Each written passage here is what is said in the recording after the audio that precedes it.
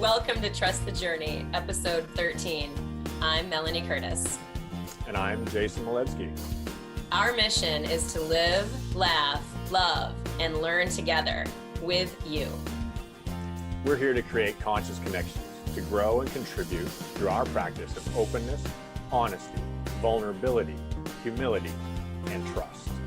Trusting the entire journey. In this episode, we're talking about fun. Yeah, how the journey, no matter what's happening, we can choose fun. As always, if you get value from the show, please share whenever and however you are so inspired. Thank you guys so much for being with us. Here we go, episode 13. Hey! Hi there. What's up? How are you? I'm awesome. How are you? I'm doing very well, thank you.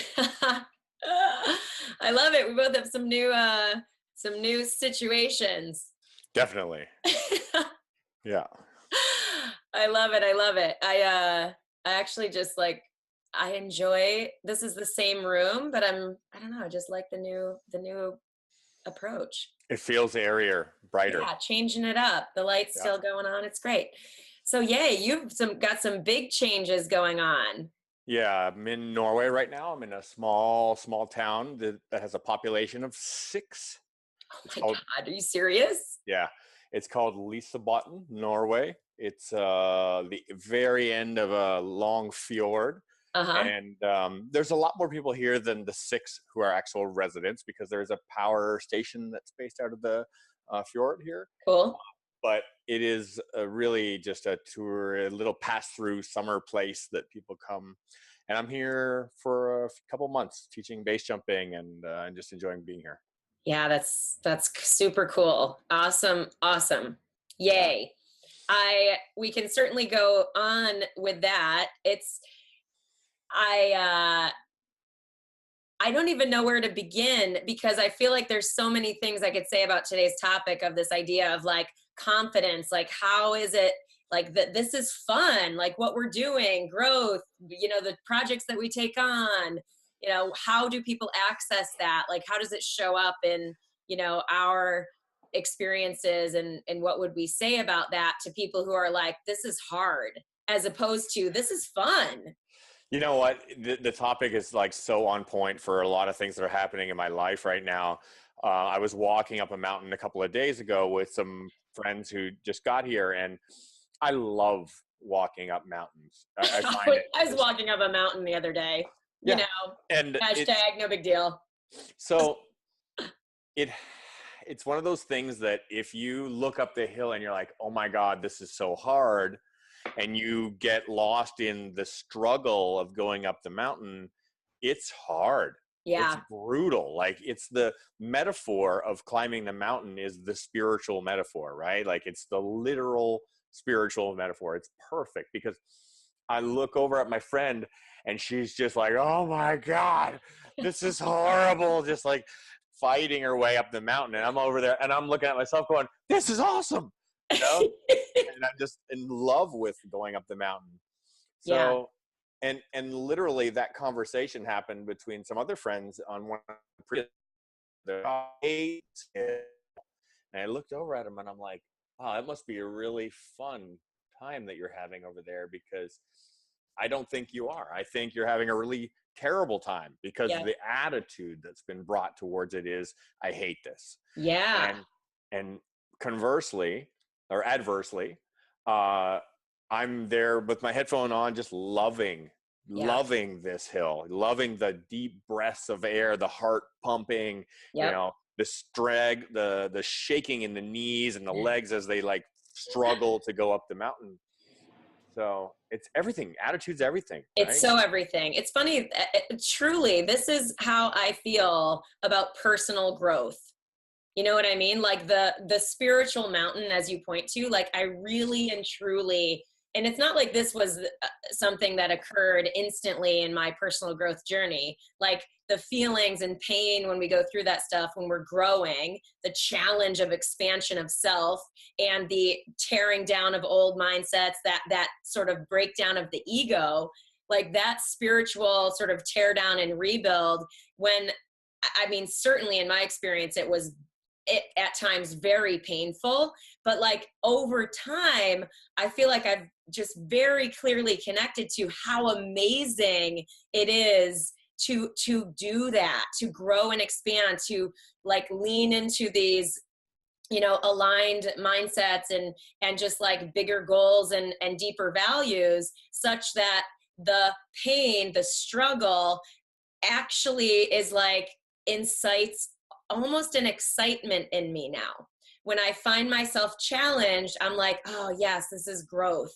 You know, this is me growing. So like for me, it's like I'm way less daunted by the idea of emotional pain. Because you know how like when people are like, oh, I have emotional, like they're almost more afraid of the pain than the actual experience itself. Yeah. You know what I'm saying? Yeah, And for so sure. like that, I'm like, I'm less afraid of that now, because I feel like I know, like through my own attitude and through my own skills that I've built, I know it won't last that long. I know it's temporary, and I know it delivers amazing breakthroughs and amazing life experiences that I can't predict, that are always of super fucking high value. So whether it's climbing a literal mountain or whether it's climbing an emotional mountain or whatever, I feel like the positive result is always present in the end. Well, the body and the mind are essentially the same thing, right? The mind lives inside of the human form, right? Like that part of us that identifies with physicality is what I think of as the mind, right? The Yeah. heart being the spirit, the soul that does not identify with the physicality. It identifies with the soul being the energy side of us, our feelings, right? And so the mind identifies with fear, the heart identifies with love, right? Yeah. And the mind connects to the physical pain or the struggle that you may encounter along that route of change, of growth, of experience. And when we feel physical pain, we feel fear a lot of the time, because we're experiencing an intense emotion, an intense experience, but at the same time, it's always temporary. It Yes. always comes and goes. And at the same time, the thing that's really important to recognize in the form of our human form, our physical form, is that the body responds very well to use, to stress, Mhm. to pushing, to the Yeah. more that you use it, the better it does, right? Yeah. So the mind is connected to that. The Hmm. more that we push our mind, the more that we, constantly try and change and grow and Yeah. develop and exercise our mind, the more that we respond well to that. So the idea of picking up some dumbbells and lifting some weights and being like, all right, I'm going to do this. If you don't do that regularly, oh my God, you can hurt yourself so bad. Right. And so Right. much pain. You're like, oh no, I can't pick up my arms. Right. Like this is all like totally toasted. And the same thing with the mind. If you're not currently in that frame of, growing and changing all the time and being adaptive all the time, that Yep. when those struggles are presented to you in your life, they can be very overwhelming. So Totally. it's a practice, right? That whether it's a physical thing that we're doing on a regular basis to build up physical strength and resilience and, Yep. those systems, or whether it's a mental one, it takes practice. And that's the confidence comes through repetition. And Yeah. yeah. I feel like what's so cool about this too is like when we do that work of like, you know, being more open to and excited for and framing new experiences and growth or whatever as fun, we do more things. Like Absolutely. for example, this past week I went to a conference called C2, which is, I've been to it, this was the second time I'd been to it. Basically, I got invited through just some awesome people doing great shit in the world. I'm super grateful. But the conference basically stands for creativity and commerce. It's put on by this, I believe it's a creative agency, like advertising agency called Sidley, and partnered with Cirque du Soleil.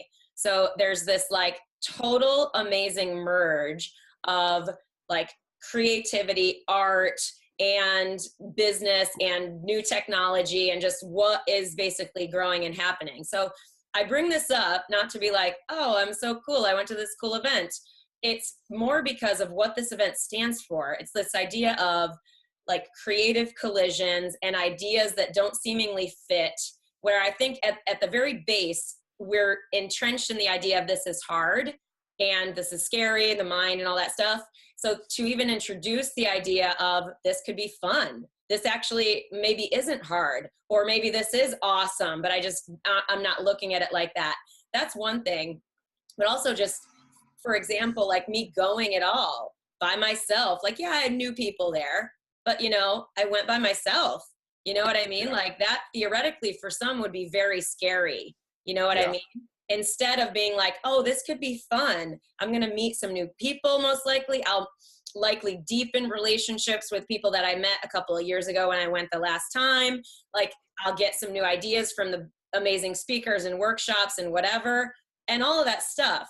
Like I credit this type of mindset as giving me like the foundational emotional spiritual support to go forward and believe that, yeah, I can be a part of a community that is doing big positive shit for the world. Like for me to take that on, that to me is growth.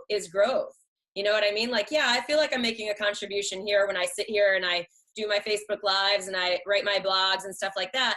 But it is a continuous expansion for me personally and professionally to expand into these other communities, these non-skydiving communities, to be myself, to own my story. Like that still makes me feel anxious at times. You know For what I sure. mean? Yeah.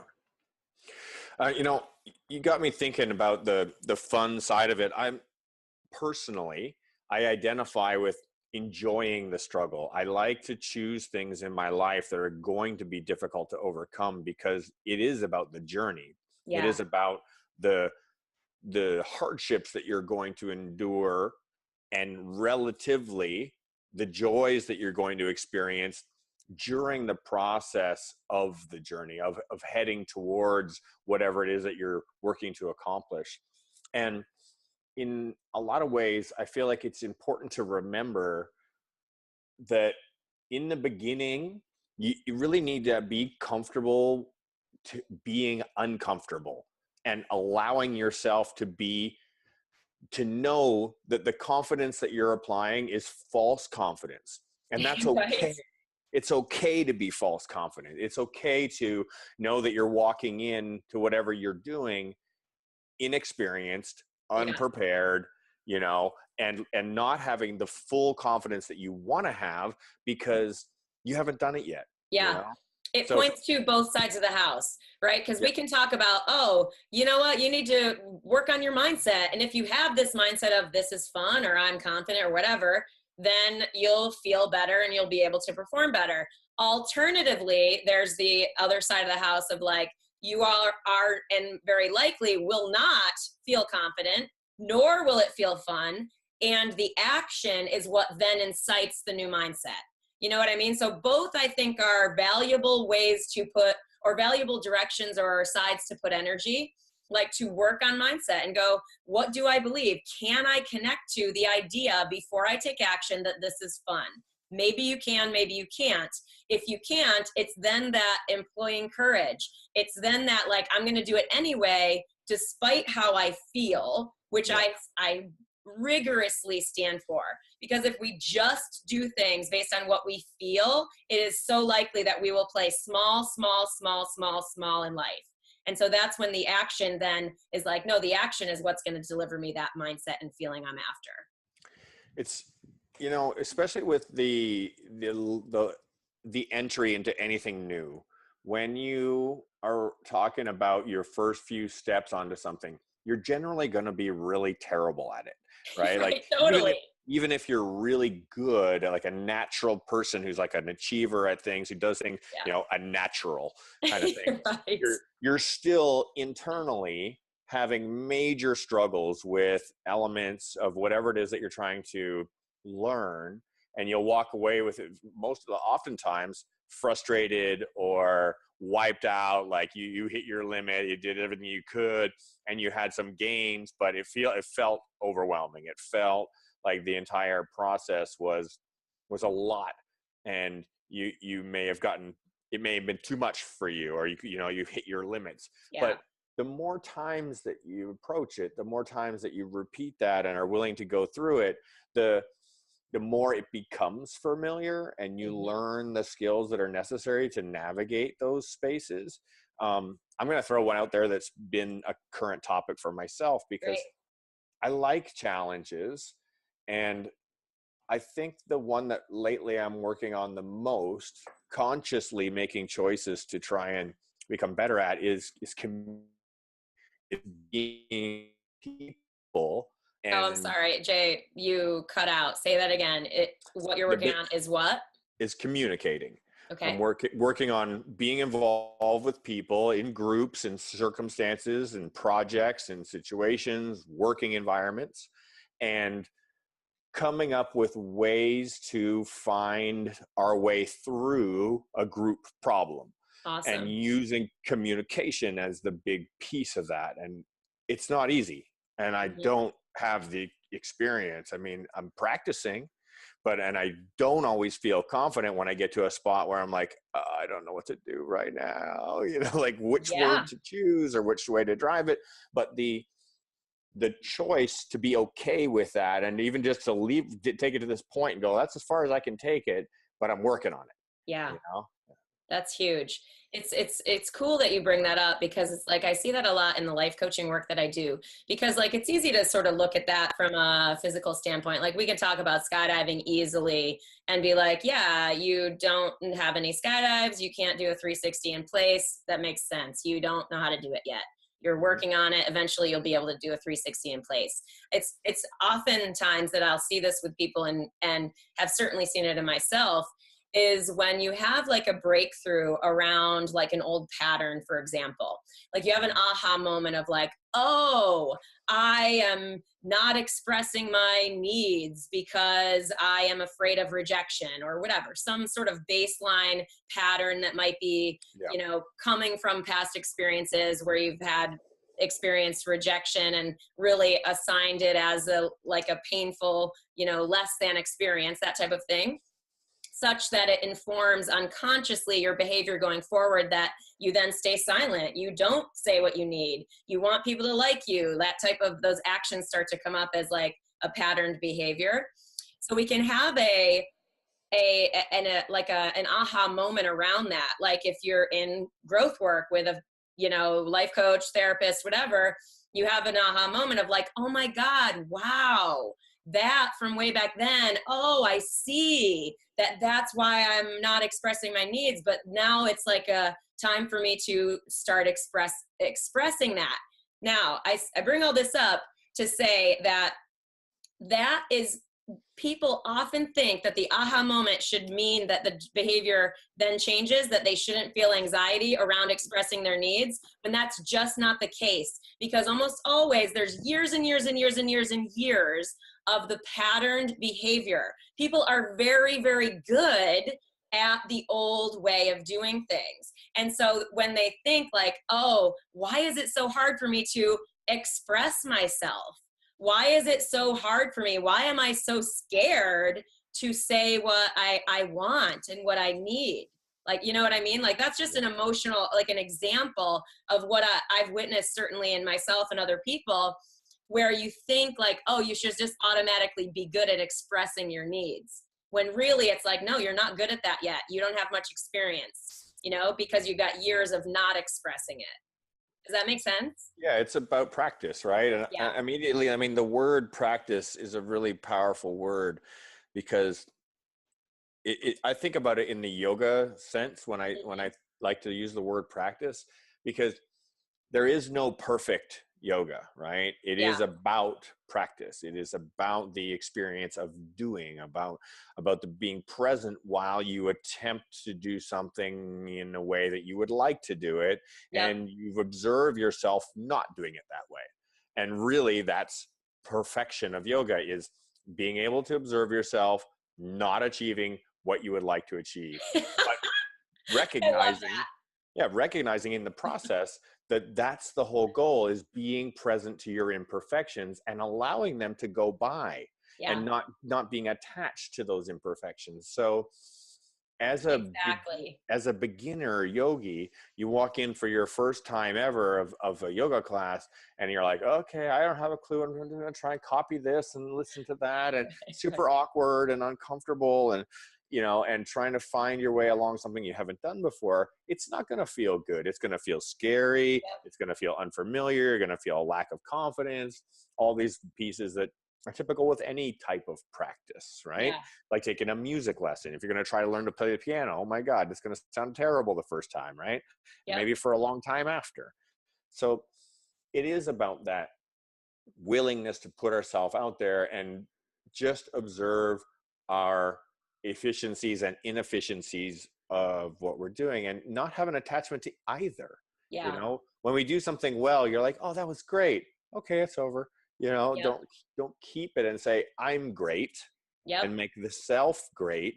Just that experience was nice. Oh, that was a good experience. I really enjoyed doing that well. Yeah. Now I'm going to try something else. And if I don't do it well, I'm going to enjoy observing myself not doing it well. Agreed. Yeah. Yeah, I love that, attaching our success to our effort, Mm. not the outcomes. Right? Yep. Like I can be, we can be intentional about these emotional skills or physical skills or mindset during a hike up a mountain or whatever, anything. And we may or may not rock it. But we are making an effort to grow. Like that I think is always awesome, because then we always can really feel good about what we're doing, and like you said, kind of detach from that perfectionist nature. It's interesting.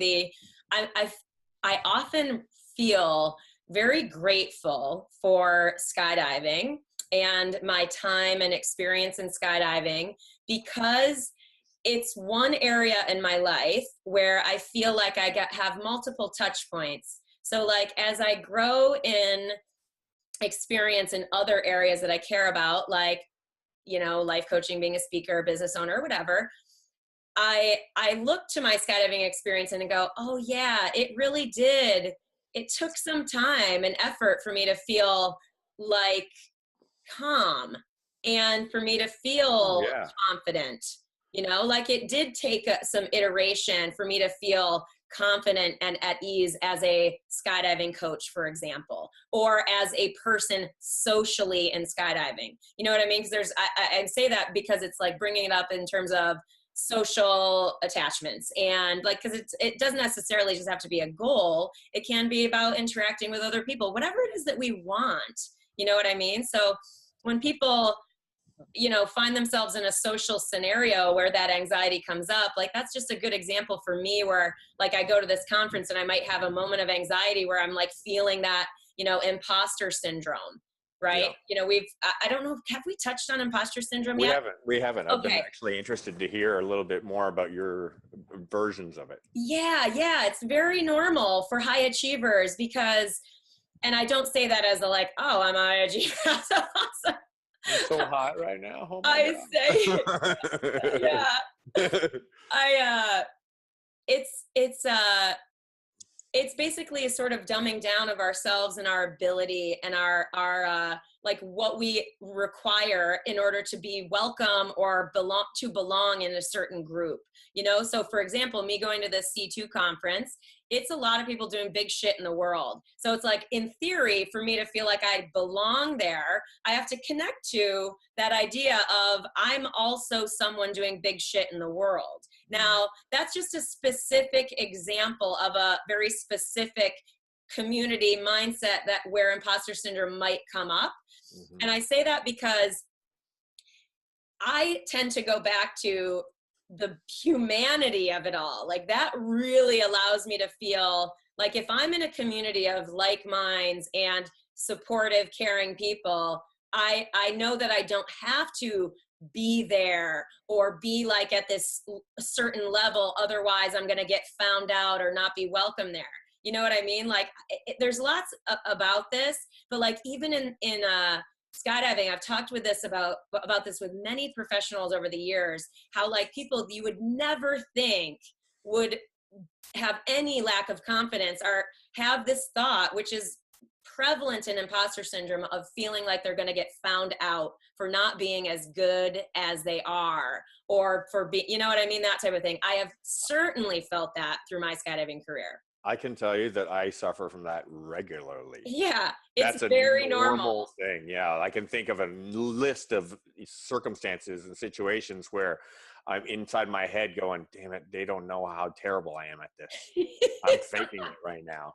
You know, and the ridiculous thing is that it's not true, Right. right? It's not true. You may be unpracticed in some areas or might be doing things that are challenging or new. Yep. But the reality is, just like you said, you wouldn't be there doing it if it wasn't something that you are and Yeah. you are currently pursuing, growing, changing, developing, building, becoming. Yeah. It points totally back to trusting the journey. Like truly. It does. This is the thing. Imposter syndrome very much has people ahead, as if that in order to be okay, they need to be at a certain place and perceived a certain way by others. Otherwise bad things will happen, or they're less than, or their goals or whatever they want isn't going to come to pass. And it's like outside of ourselves, versus that real genuine trusting of the journey of like, yeah, I can acknowledge where I maybe feel like I don't have certain skills, or I want to grow and improve. And I can equally acknowledge where I feel like I've done work and I feel a sense of genuine confidence, not from arrogance, but just from like trying and aiming to witness ourselves accurately. You know what I mean? Like Mm. it's just a fascinating thing. It's so common for people to feel like they're going to be found out when they have a level of success that is perceptible in public. Yeah. I could list a couple just out of, when I was near the peak of my canopy piloting career, I was the best pilot in the world, technically by the numbers, Yep. and presenting myself to a group of military sergeant majors and high-ranking officials in the military. I was coaching a very prevalent team, the Golden Knights. Yep. And I was nervous, man. I mean, I'm nervous because I've been stared down by a bunch of really, high ranking dudes, and they want to evaluate my ability to teach. And am I teaching something that, is legit, has a, and the reality is, I mean, I'm definitely the best in the world at what I'm doing. There's no Yep. question. By the books, that's it. And Right. my fear level of being found out, that like really like maybe I don't really know everything I'm talking about, it totally exists. And the reality of it is, you don't know everything that you're talking about, and you never will. Right. And I used to be so stuck on the fact that I only have part of the information. Yeah. And so therefore I'm not really able to be, I'm not qualified. I'm not able to really give you, something of value because I only know some of it. Yep. And I can't be 100% sure about what I do know. And I know now, 10 years down the road, that I still only know part. You still what? I still only know part of it. I still Yeah. only know a piece of that information. And no matter how much larger that piece gets, there's still a piece that's unknown. Absolutely. And thank God. Yeah. I Because mean, otherwise it's it'd be no like, fun. okay, I'm kind of over it. And that's the purpose of life, right? Like Yeah. there is no, I know everything in life. Right? You don't get to like the end of the information pile and go, okay, now I know everything. I can just live the rest of my life. But we often, That's what people think. right? That's a common misconception about life and emotional. And this is my perception of it, is like that. Oh, if I do some certain thing, I won't ever feel fear again. I won't ever feel emotional pain. I won't feel frustrated or challenged. It's like, no, actually, it's highly unlikely those feelings will ever completely dissipate. Maybe I'm wrong. Maybe I'm wrong. Maybe I'm at the point in my journey where I really haven't reached that. And maybe that is enlightenment, and people can get to the point where they literally never feel those human emotions. I'm Yeah. I tend to not think that's going to happen, and nor I feel like is that my goal personally, because I am so committed to growth and experiencing challenge and expansion, that I imagine for me, given that commitment and value set, I will feel those things throughout my life. You know, the whole point of life is to experience emotion and to observe ourselves experiencing it and how we respond to it and learning that process. And I mean, my own journey has shown me that when I feel like I've reached a new plateau, a new level of understanding, when I've come to a peace, to an internal place that I feel really good about myself and I'm really happy about kind of my general everything, that I still go for the emotional ride and nothing changes. You know, you're like, okay, I'm really good with these now. I know how to respond. I know when not to react. Yeah. I'm able to be cool. I've got a level. And at the same time, life is going to throw you the curveball, because that's the nature of the universe. The nature is to be in a constant state of change and a constant state of adaptation. And it's always converging.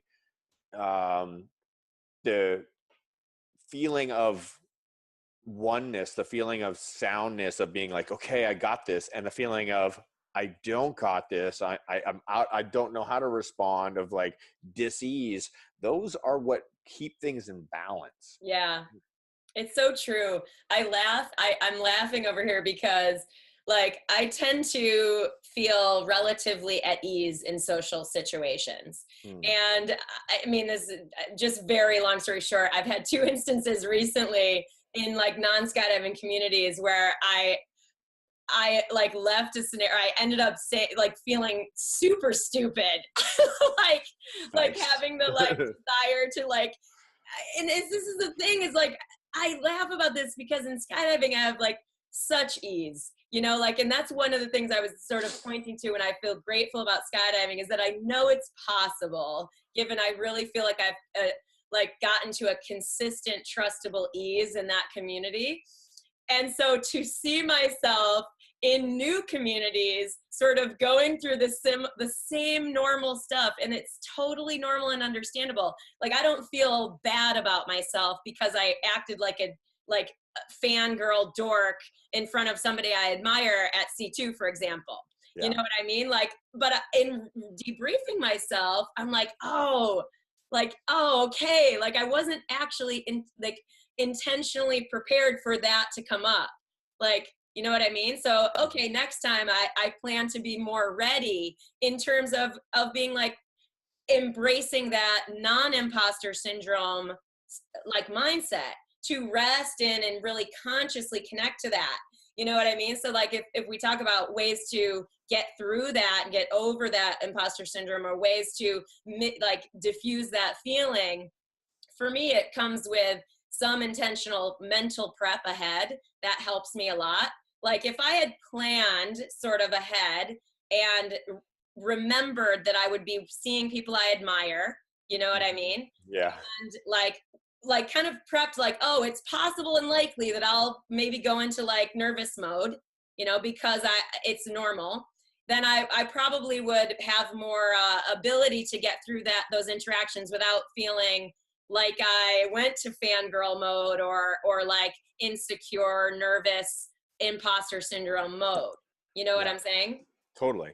Yeah. So I think the way that I like to think about it, at least to help myself down the roads, I like to think about it in kind of two ways. I'm either going to put the manual down and I'm just going to talk to you, because I don't need the book to guide me through my own experience of sharing what I know or feel or have experienced, and to just Yeah. express what I'm trying to express, whatever the circumstance may be, whether you're just sharing and interacting, or whether you're teaching, or whether you're learning, right?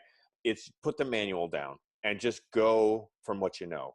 And Yep. then adversely, when you get stumped, I pick the manual up and I follow the manual. And so whatever the circumstance is in life, when I'm kind of doing that, like, I'm off, don't know what to do right now because I'm in charge and I don't know what to do. The strongest leader can say, I don't know what to do. So I'm going to look to the experts and allow them to guide me so that we can be guided by the experts together. And so I Absolutely. turn around and pick the manual up on whatever the topic is and do some research. And often in a group setting, I find it an incredibly powerful tool. So I'll throw a scenario. I teach large groups of students who are learning to fly parachutes. We come to a question that I don't have a direct, confident answer for. And so we stop and we open the internet and we go search and we look Nice. for answers together and we try and find the conclusion. And oftentimes those are the kind of ones that really bond us as people, as friends, as Yeah. humans, when we're equally sharing and learning, and the teacher and the pupil go, Yep. we go right Agreed. here, and Yep. now we're on the same page and everybody's mutual together. And I love those moments. Those are the times when being a teacher is fun. Yeah. You know? Yeah, it's funny. This makes me think of the year that I was part of the organizing team, like leadership of the women's vertical world record. Now, I laugh about this often because I I often laugh about how I feel like nobody knows in skydiving, like from for my reputation, about how much better I am at belly flying than at free flying. Like, cause I did Right. 4-way FS for years before I ever did any of that, and big ways and lots of belly flying. So I learned a lot of like free fall. Yeah, right.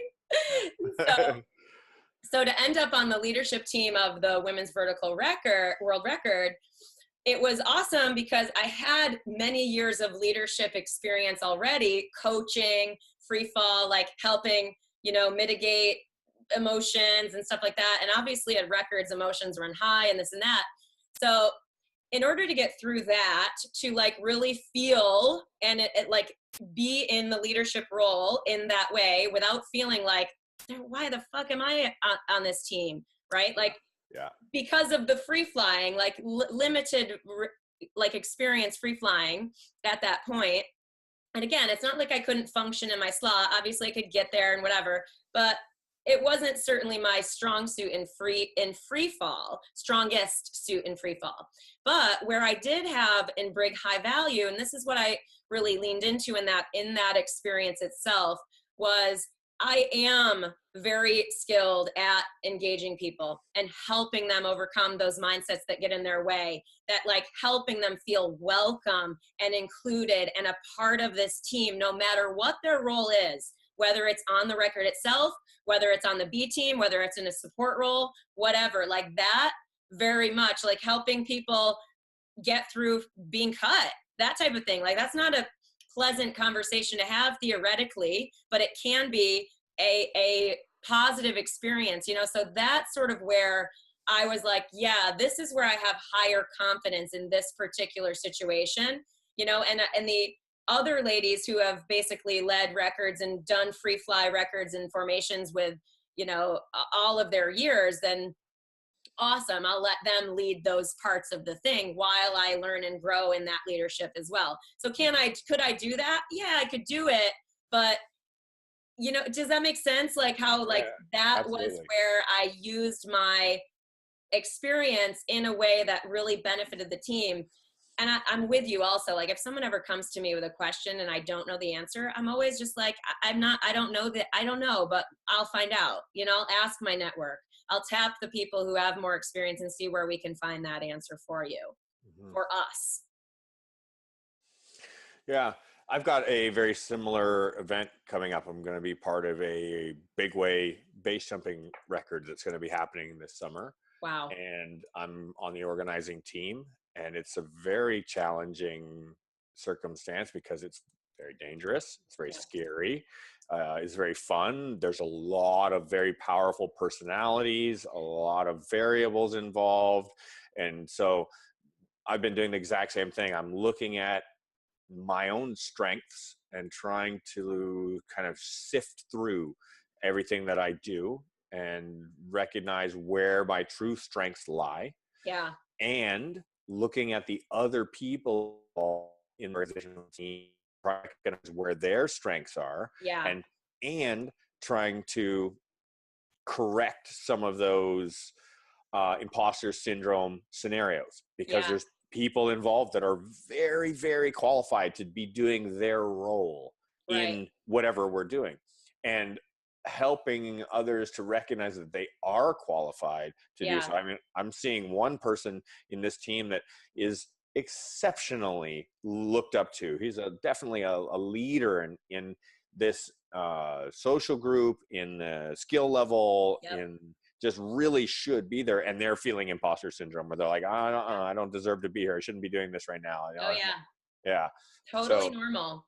It's yep. interesting, like what also is cool about the women's vertical world record scenario or situation experience that I had was that it it was cool to also be able to take the stuff that does apply and to see how much go like actually applies, like to see how much, certain details about how you function in a big way, belly formation, and how like applying those things and that education and that leadership to the free fly big ways, and also at the same time learning like what are the differences here in this slightly differing scenario comparatively to what I am confident in and am aware of in free fall big ways. Like, and again, I say that, but only as a specific example of what is translatable. You know what I mean? That's a good question, because not everything is, depending on situations, and that can get to the whole like sourcing confidence from experience when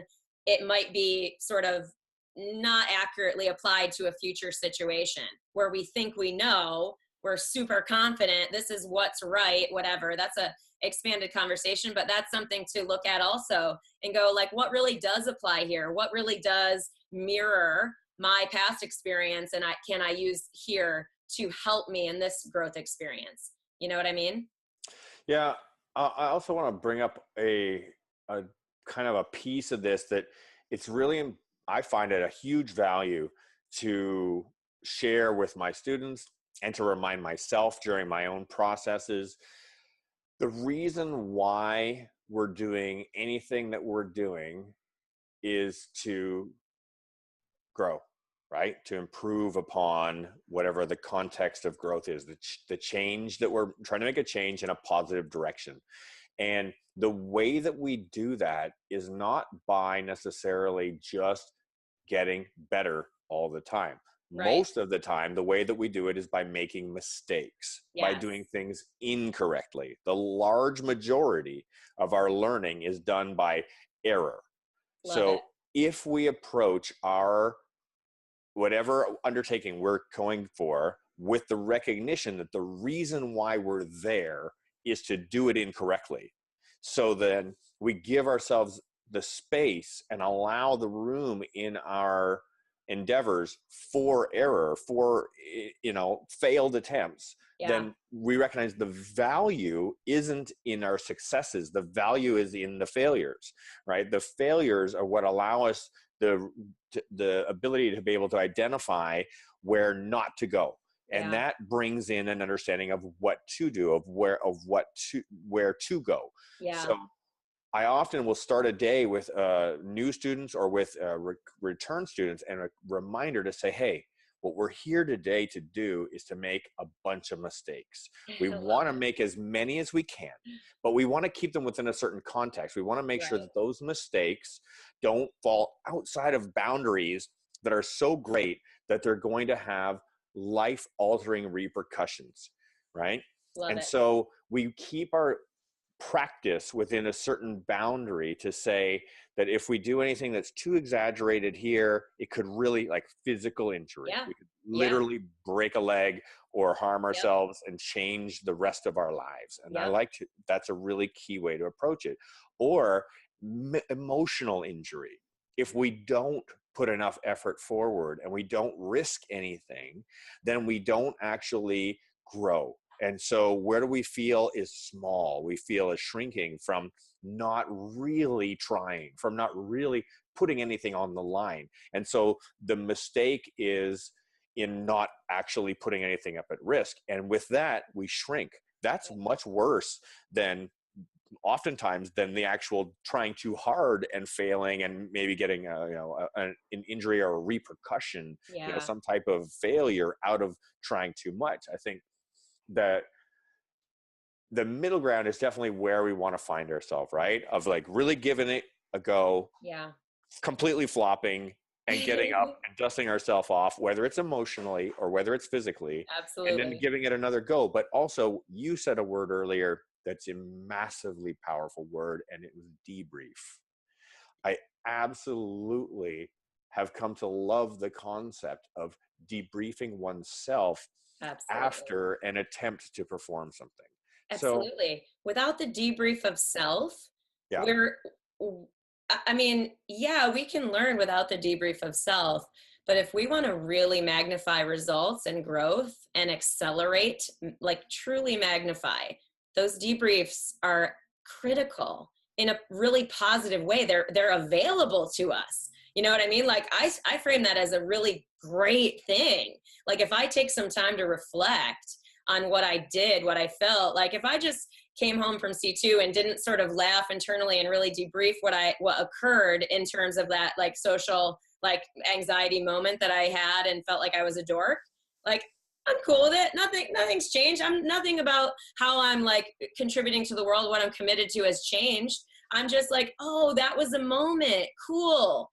Oh, I got it. So now I can debrief that and go forward next time and do what we've just said, and AKA show up even more purely myself without any of that fear or negative identity, fake imposter syndrome belief in the way, like, yeah, I think I want to like just to keep that flow going.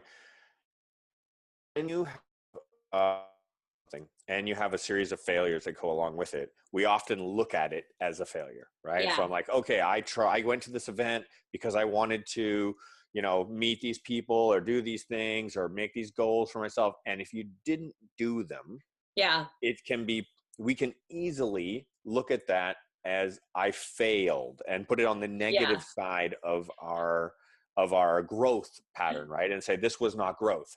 The reality is it's all growth, yeah, right? for the, sure.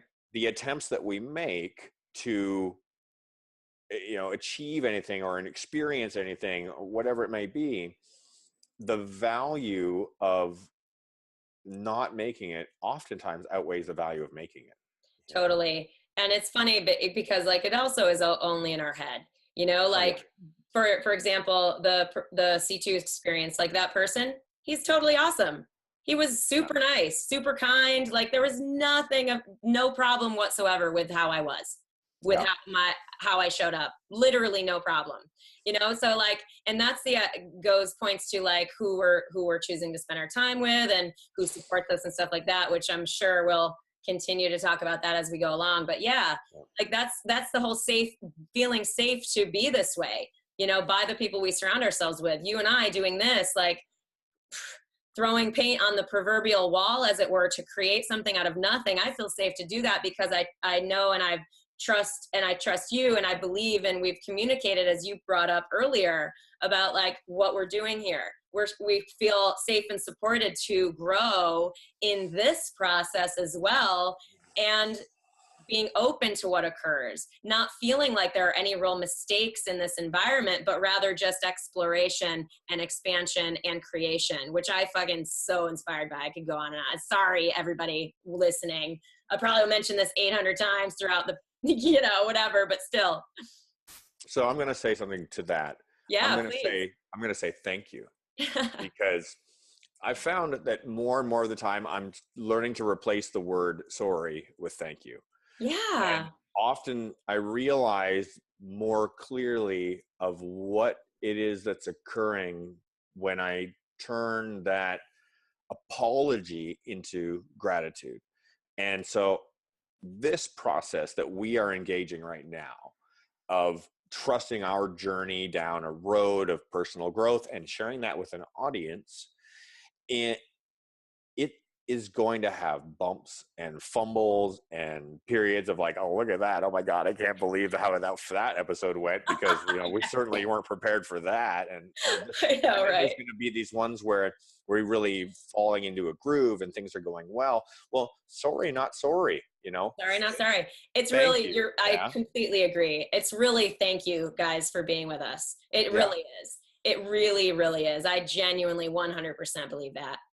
Yeah. And it's the, if we continue to do that in our lives, if we're always going, you know, thank you for giving me the space to make my mistakes and to just live my journey and to Yes. live my experience and to let myself fall flat on my face in front of an audience, you know, and get up and go, oh God, I just did that, you know, or, you know, or succeed in front of an audience that matters to me. But the equal value of those, we all know, we've all been there. We've all been on both sides of the coin. You're riding Yeah. your bike, bam, straight into a parked car. Oh my God, I'm an idiot, right? Yep. Or you pull the coolest wheelie and you look super awesome and whatever, Exactly. right?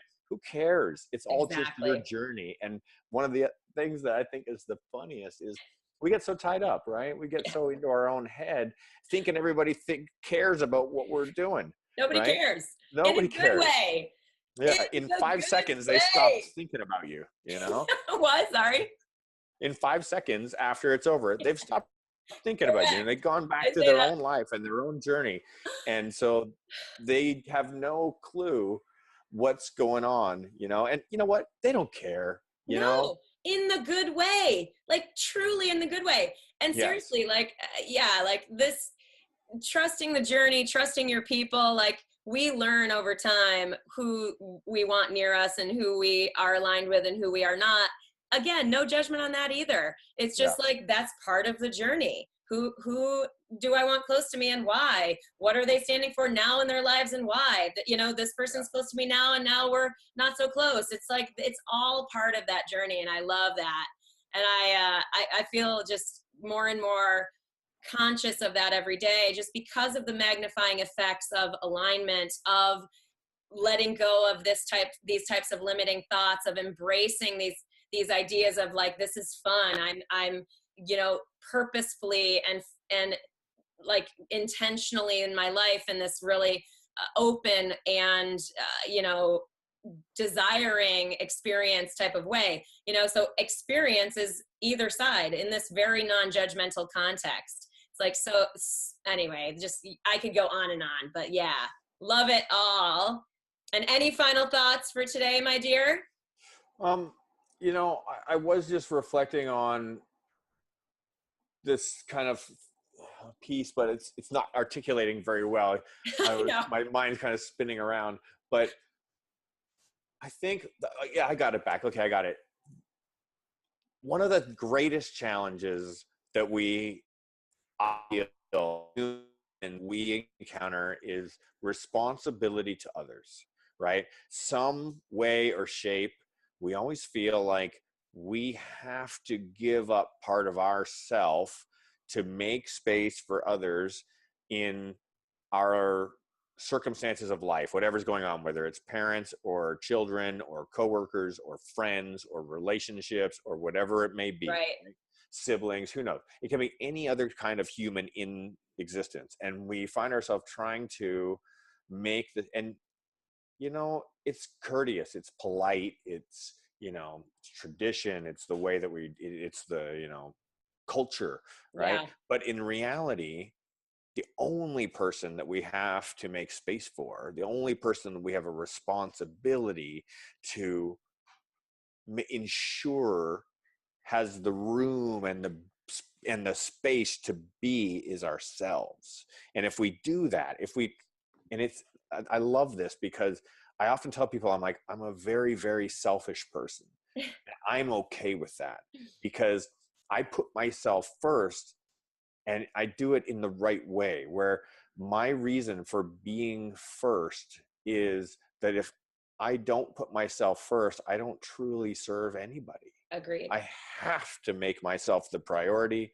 I Agreed. have to make myself what's most important in my life so that I can be the best version of me, so that I Yeah. can be the me that can actually offer something to somebody else and be Absolutely. able to give that. So Absolutely. I think that if I'm going to round out today's confidence talk, our equation of confidence is be confident to say, no, I need this for me.